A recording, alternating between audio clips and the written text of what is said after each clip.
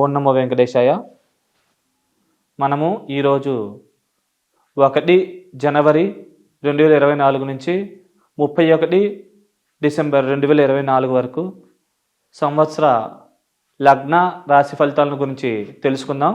ముందుగా ఈ యొక్క మేషలగ్నం, మేషరాశి, ఈ యొక్క లగ్నానికి భాగ్య వ్యయాధిపతి అయినటువంటి గురు భగవానుడు లగ్నంలో సంచరిస్తూ ఉండడం వల్ల స్టామినా, ఇమ్యూనిటీ ఇట్లాంటివి బాగా పెంపొందే అవకాశం ఉంది.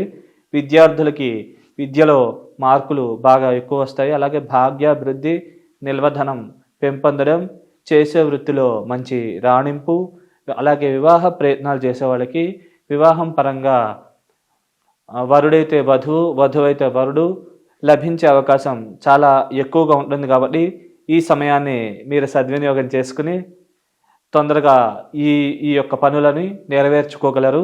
అలాగే విద్యార్థులకి విద్యలో కూడా మార్కులు బాగా ఎక్కువ వస్తాయి. అలాగే క్రియేటివిటీ ఇలాంటివి కూడా సృజనాత్మకంగా చేసే పనులు చేసే అవకాశం ఎక్కువగా ఉన్నది. అలాగే దైవికమైనటువంటి బలం, శక్తి పెంపొందుతుంది.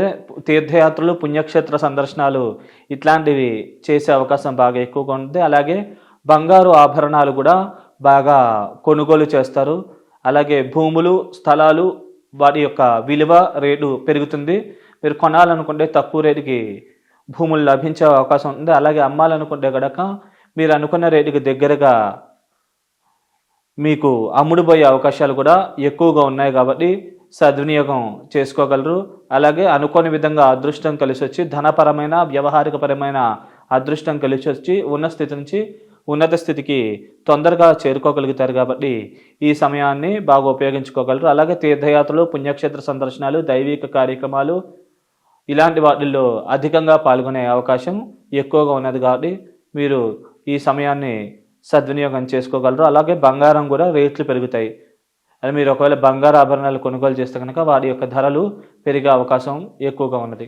అలాగే ఈ యొక్క మే 2వ తారీఖు నుంచి ఈ యొక్క వృషభ రాశిలోకి గురువు యొక్క సంచారం వల్ల కొద్దిగా శత్రు రోగ రుణాది పీడలు బాగా తక్కువగా ఉంటాయి. కుటుంబ సభ్యుల మధ్య అన్యోన్యత, ప్రేమానురాగాలు ఇట్లాంటివి పెంపొందే అవకాశం చాలా ఎక్కువగా ఉన్నది.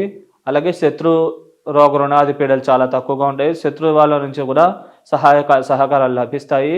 మరియు కోర్టు మరియు న్యాయ సంబంధమైన విషయాల్లో అనుకూలమైన ఫలితాలు, తీర్పులు ఇట్లాంటివి వచ్చే అవకాశం ఉంది. కాబట్టి మీరు ఈ సమయాన్ని సద్వినియోగం చేసుకుని ఈ యొక్క పనులని నెరవేర్చుకోగలరు.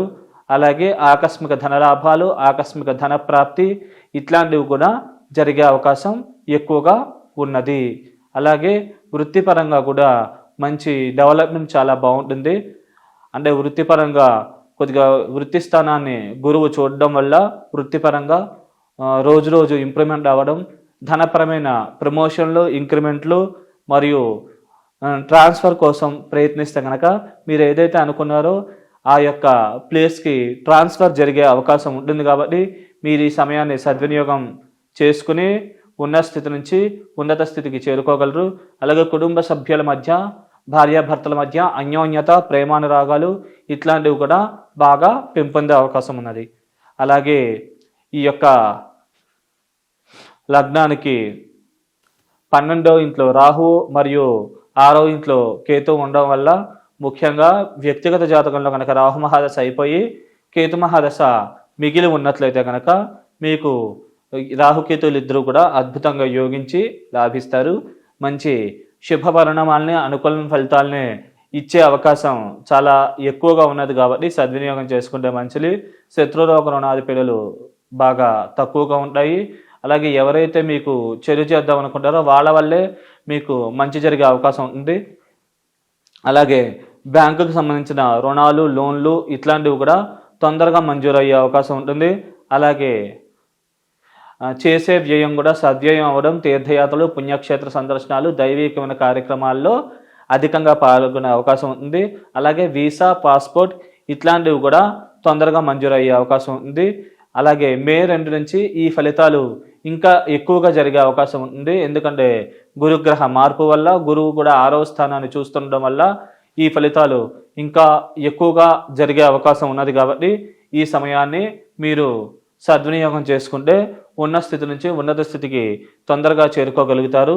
అలాగే ఒకవేళ వ్యక్తిగత జాతకంలో కనుక మీకు కేతు మహాదశ ముందైపోయి రాహు మహాదశ తర్వాత వచ్చినట్లయితే కనుక కొద్దిగా శత్రురోగ రుణాది పీడలు ఇట్లా స్వల్పంగా ఇబ్బంది పెట్టే అవకాశం ఉంటుంది.